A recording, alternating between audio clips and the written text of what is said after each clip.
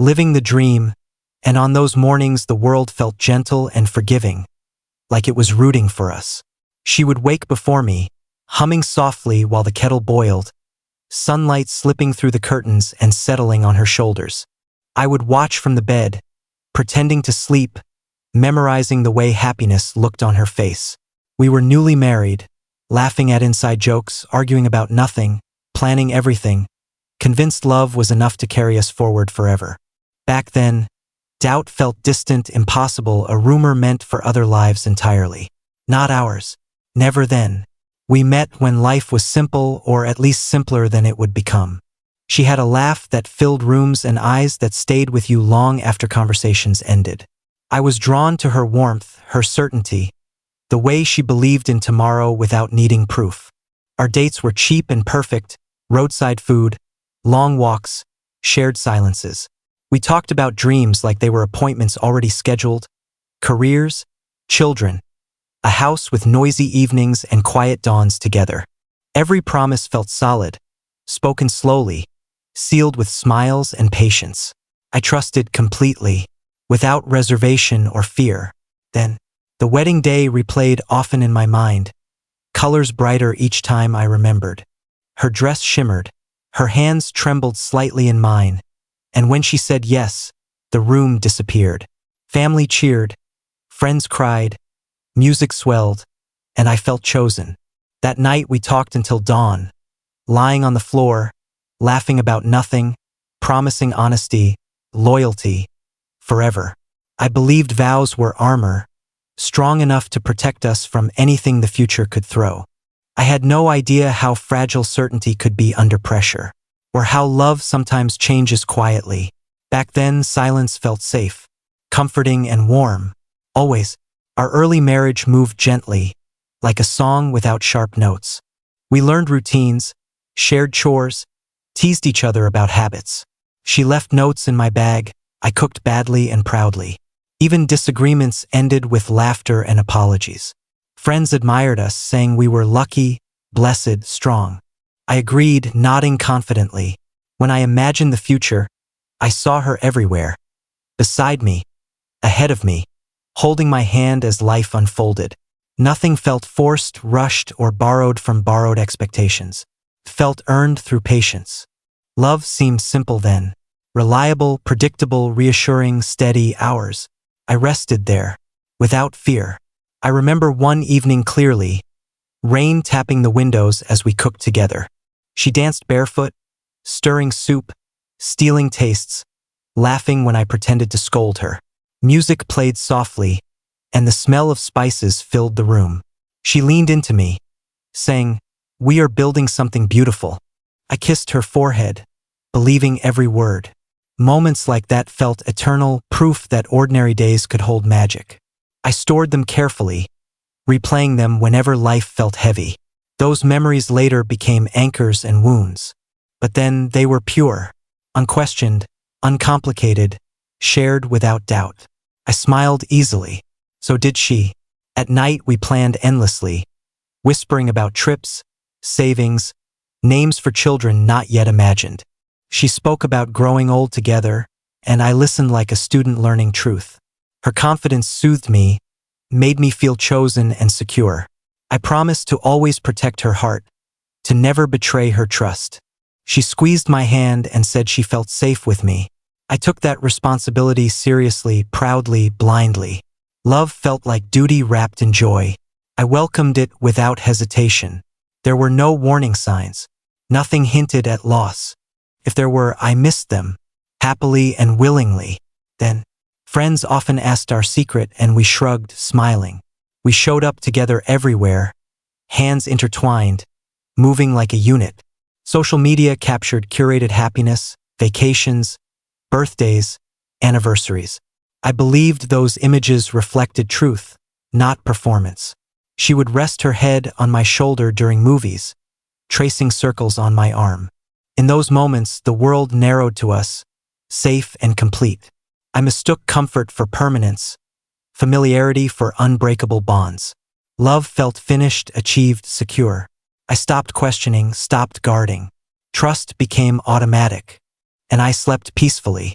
every single night, until later, before everything shifted, without warning or mercy. My workdays were busy, but coming home felt like relief. She greeted me with stories, complaints, affection. We shared meals, watched shows, argued playfully about characters. Sometimes we sat in silence, comfortable, content. I believed stability meant safety, that love once secured stayed loyal. When doubts crossed my mind, I dismissed them quickly. Happiness, I told myself, did not need constant inspection. I trusted routines more than instincts. They felt dependable, measurable, calm. Love seemed solved, complete. I focused forward, not inward. Assuming tomorrow matched today. I was wrong, but not yet aware. Ignorance felt gentle, comforting even. At first, looking back, happiness had weight, substance, texture. It was not imagined or exaggerated.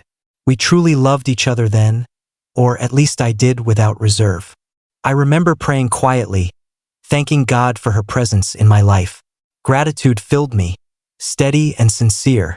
I felt chosen by love itself, protected by commitment, anchored by promises we repeated often. I believed devotion guaranteed permanence, effort ensured loyalty. Felt logical, fair. I trusted equations of love. If you give, you receive. That was my truth. I carried it proudly, without suspicion or hidden fear. Peace felt earned. I rested there. She often told me I was her safe place, her calm. Hearing that filled me with purpose. I wanted to be reliable, predictable, steady. I adjusted my life around us, prioritizing home over distractions. Friends teased me, but I felt proud. Marriage felt like alignment, two paths merging cleanly. I believed we were moving in the same direction, together without hesitation. Nothing suggested we were drifting apart. Every sign pointed forward. I trusted appearances.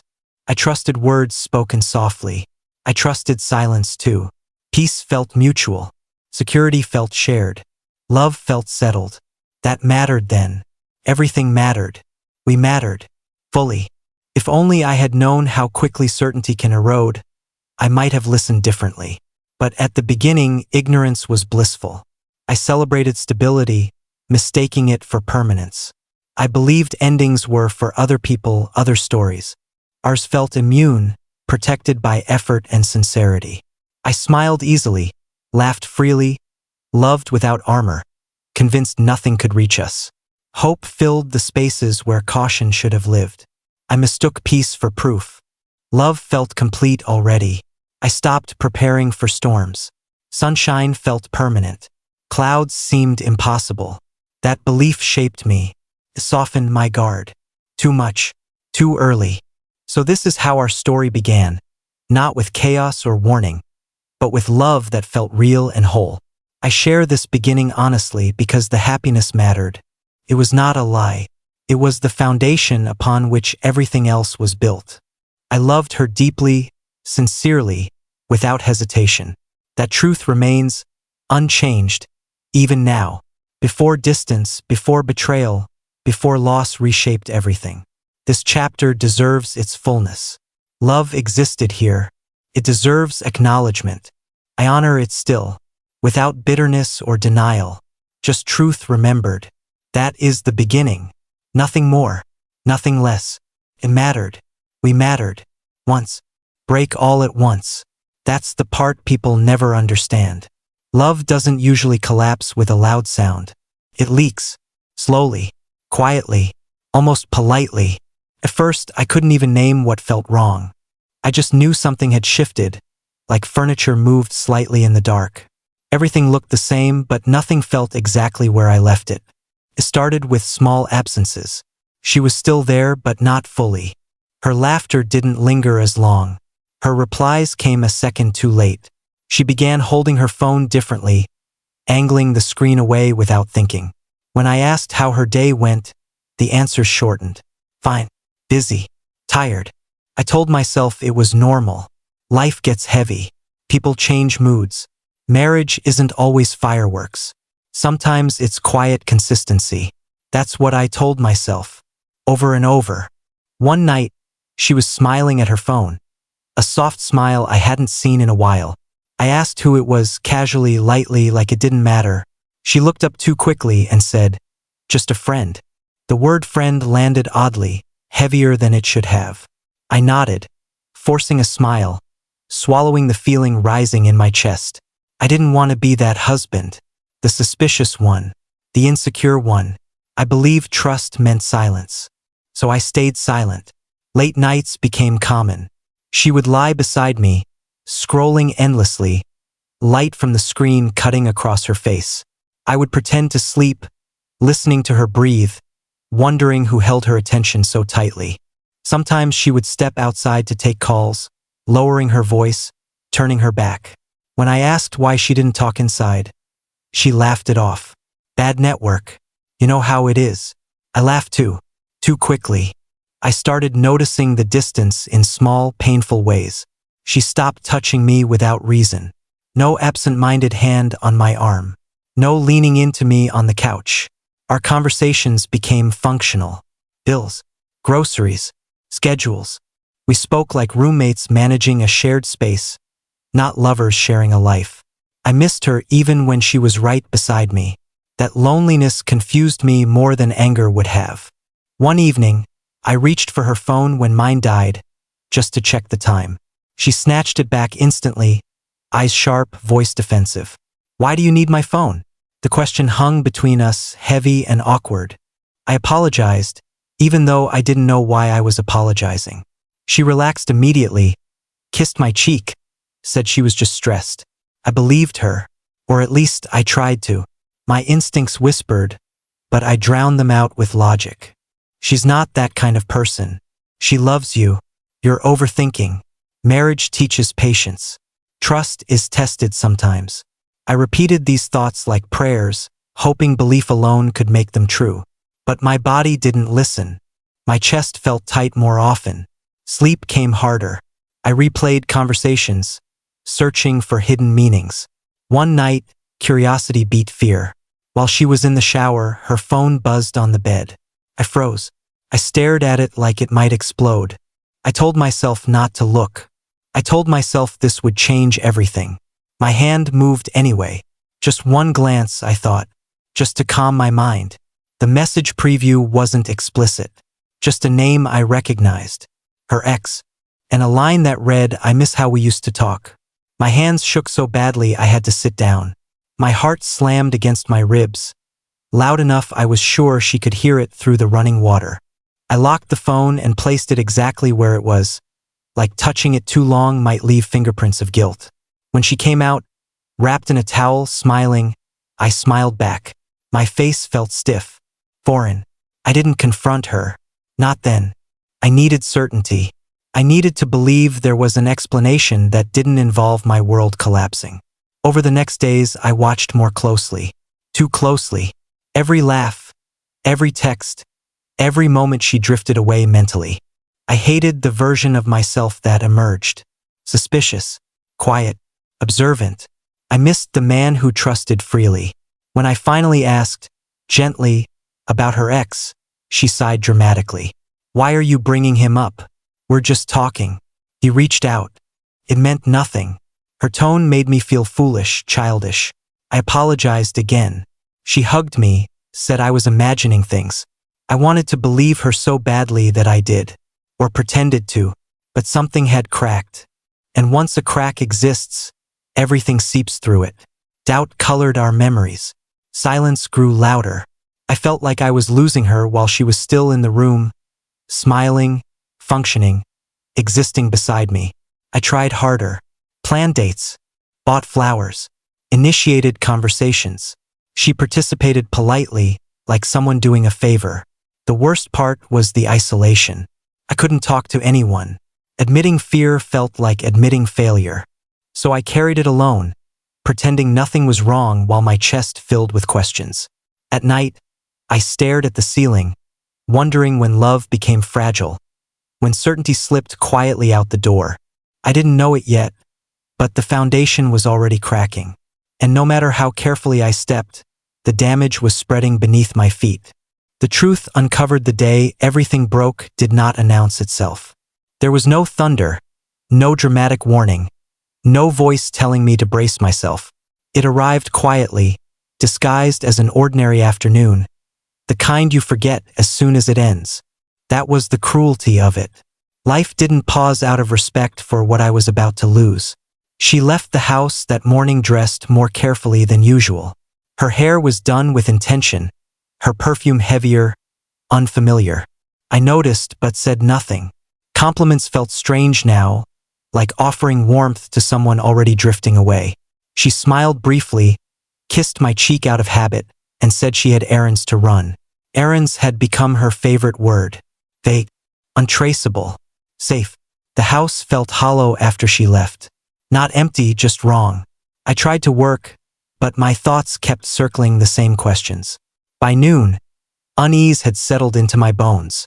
I told myself to breathe, to be rational. Then my phone buzzed. A message from her. I'm coming back later than planned.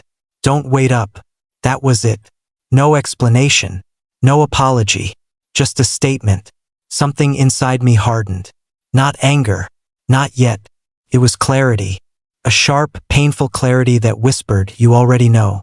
When evening came, she still hadn't returned.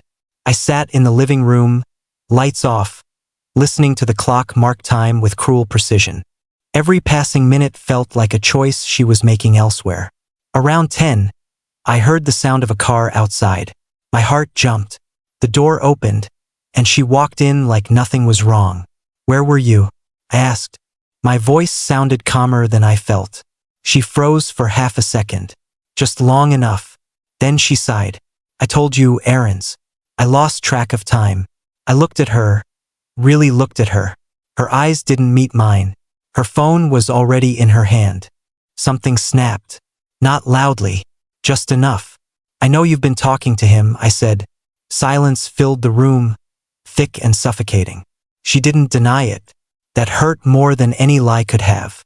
"So you checked my phone," she said finally, her tone sharp, defensive. "That's what you're worried about?" I asked. "Not what you're doing. Not what you're risking. Just that I know?" She laughed, but there was no humor in it. "You're overreacting. We're just talking." "Just talking doesn't make you disappear," I said. "Just talking doesn't make you hide." She looked at me then, really looked, and something shifted in her expression. Not guilt, distance, like she was already somewhere else. "I didn't plan for this to happen," she said quietly. "It just did." The words landed like blows. "You don't plan betrayal," I said. "You choose it." She sat down, rubbing her temples. "We reconnected online. He messaged me. We talked. Felt familiar. Easy. I didn't think it would go this far." "How far has it gone?" I asked. She hesitated. That was the answer. My chest tightened. My hands trembled. I felt like I was shrinking, folding inward, trying to protect something already shattered. "Did you sleep with him?" The words burned my throat. She nodded once. Small, almost apologetic. The room spun. I had to sit down. My heart pounded so violently I thought I might pass out. Every memory replayed at once, twisting into something unrecognizable. Our vows, our laughter, our plans, all contaminated. "Why?" I asked, my voice barely there. She shrugged, eyes wet now. "I don't know." I felt lost. With him, I felt like myself again. I laughed then, a broken sound. "Was I not enough for you to be yourself?" She didn't answer. That silence was worse than any confession. It told me everything I needed to know. I wasn't fighting for her attention. I was competing with a ghost she had already chosen. "So how long?" I asked. "A few weeks," she said, then quickly added, "But it didn't start physical." I stood up. "Don't do that. Don't soften it. You didn't trip and fall into his bed." She cried then. Real tears. She reached for me, but I stepped back. That hurt her. I could see it. But I couldn't let her touch me. Not after knowing where her hands had been. "I never meant to hurt you," she said. "And yet here we are," I replied. We talked for hours. Or maybe minutes. Time lost meaning. She said she was confused. That she still cared. That she didn't know what she wanted. Every word felt like a negotiation for permission to betray me gently. At some point, I realized something terrifying. She wasn't begging me to forgive her. She was preparing to leave. I asked the question I had been avoiding. Are you still seeing him? She nodded again. I think I love him. That was the moment my world stopped. Not metaphorically, literally. Everything went quiet. I couldn't hear the clock anymore, or my breathing, or her sobbing. Just a ringing emptiness. Love doesn't happen by accident, I said slowly. It grows. You watered this. She looked down. I slept on the couch that night, if you can call it sleep. My body shut down, but my mind stayed awake, replaying everything, searching for a version of reality where this wasn't happening. Morning came too quickly. She packed a small bag. Just a few things, like she was going on a short trip. I stood in the doorway, watching my life get folded into luggage. Where are you going? I asked. To his place, she said. No apology. No promise. No goodbye worth remembering. The door closed behind her, and the sound echoed through the house like a final verdict. I stood there long after she was gone, staring at nothing, trying to understand how love could unravel so completely, so quietly. That was the truth. Uncovered not with drama, but with devastating clarity. And once seen, it could never be unseen. The collapse and aftermath when the door closed behind her. The house didn't feel empty. It felt abandoned, like a place that had been evacuated after a disaster. Furniture still standing, memories suspended in the air, waiting to be acknowledged. I stood there longer than I should have, staring at the door as if it might reopen out of guilt or mercy. Didn't. Silence moved in immediately, bold and uninvited. I walked from room to room without purpose. The couch where we used to sit felt too large. The kitchen smelled faintly of her perfume, and it made my stomach turn. Every object had weight now. Her mug by the sink, her shoes by the door. Small, harmless things that suddenly felt cruel. I picked up her mug and dropped it into the sink harder than necessary. The sound echoed. That was when I realized I was shaking. That first night alone stretched endlessly. I sat on the edge of the bed we once shared, staring at the empty space where she used to sleep. I expected anger to come first, hot and loud, but it didn't. What came instead was disbelief. A quiet, aching disbelief that whispered this must be temporary. She'll come back. She'll realize this is a mistake. People don't just walk away from a life they built. I clung to that thought like a life raft. Sleep didn't come. Every time I closed my eyes, I saw her packing, her calm voice saying she was going to his place, like she was running an errand. Around dawn, exhaustion finally won. When I woke up, for a brief, foolish second, I expected to see her beside me. The realization hit harder the second time. I pressed my face into the pillow and let the grief come. Days blurred together. I stopped eating properly. Food tasted like nothing. Friends called, but I didn't answer. I didn't know how to explain something that felt so unreal. How do you tell people your wife left you for her ex without sounding like a headline? How do you admit you didn't see it coming? I felt exposed, humiliated, stripped of dignity by a story I didn't choose. At night, the questions became unbearable. Where did I go wrong? Was I too trusting? Too boring? Too available? I replayed every argument, every quiet moment, searching for the exact point where I failed. The self-blame was relentless, crept into everything. Even my reflection looked different, smaller somehow, like betrayal had physically reduced me. Anger came later, quiet at first, then sharp. I imagined her laughing with him, telling him things she used to tell me. I imagined their familiarity, their shared past rekindled at my expense. The images burned. I clenched my fists until my nails dug into my palms, welcoming the pain because it felt deserved. I wanted to scream, but the house would only echo it back to me. One afternoon, she called. Her name lit up my phone, and my heart betrayed me by racing. I answered too quickly. I just wanted to check on you, she said softly. Check on me? I laughed bitterly. You left me. What exactly are you checking on? She went quiet. I didn't mean it like that. Care about you. Caring doesn't look like this, I said. Caring doesn't pack a bag and walk out. She started crying, telling me she was confused, that she didn't plan for things to end this way. I listened, numb. Her tears didn't move me anymore. They felt late, misplaced. "Are you happy?" I asked. She hesitated. "I don't know." That answer hurt more than if she had said yes. It meant I was suffering for something uncertain, something not even real yet. After we hung up, I threw my phone onto the couch and sat on the floor, back against the wall, breathing hard. That was the moment I realized she wasn't coming back. Not really. Even if she did, something essential had already died. Loneliness became physical. It sat on my chest when I woke up and followed me through the day. I avoided places we used to go together. Even the grocery store felt hostile.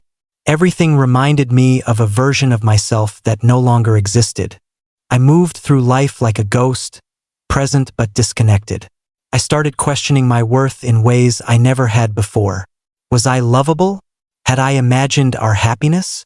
Did I miss obvious signs because I wanted to believe so badly? The betrayal rewrote my memories, turning joy into suspicion. I hated that most of all, that something beautiful had been tainted beyond repair. One night, at my lowest, I sat in the dark living room and cried openly for the first time. Not quietly, not politely. I cried until my chest hurt and my throat burned. I cried for the life I lost, for the future that vanished, for the man I thought I was. In that moment, there was no strength, no lessons, no clarity. Just pain, raw and consuming. But somewhere in that breakdown, something shifted. I realized I couldn't control her choices. I never could. I had done what I knew how to do. I had loved honestly. That had to count for something. Even if she didn't value it, I needed to. The house remained quiet, but it no longer felt accusatory. Just still. I began cleaning, not because it needed it, but because movement felt better than sitting with my thoughts. I boxed up her things slowly, carefully, without drama. Each item placed away felt like a small act of acceptance. The collapse didn't end all at once. It faded gradually, leaving exhaustion behind. But in that exhaustion, there was also truth. I had survived the worst days. I was still standing, even if I didn't feel strong yet. The marriage was over. The illusion was gone. What remained was pain, yes, but also honesty. I didn't know it then, but this was the bottom. And hitting it, as brutal as it was, meant there was only one direction left. The rise and reflection healing didn't arrive like a sunrise. There was no moment where I woke up and felt whole again. It came quietly, disguised as routine, as survival, as doing the next small thing because the day demanded it. At first, I didn't want growth. I wanted relief. I wanted the pain to stop. But pain doesn't listen to schedules. It loosens its grip only when it's ready. The first change was subtle. I stopped checking my phone for her name. Not intentionally. One day I just realized hours had passed without the urge. That scared me more than the longing ever did. Letting go felt like betrayal of my own memories. But I was tired. Tired of bleeding silently. Tired of hoping for someone who had already chosen another life. I began therapy reluctantly. Sitting across from a stranger and admitting I was broken felt humiliating. The first session I barely spoke. The second I talked too much. Words poured out of me. Anger, grief, confusion, shame. Saying them out loud stripped them of some of their power. For the first time, someone didn't rush me to forgive or move on. They let me feel it. Fully. I started walking in the mornings. No music. No phone. Just movement.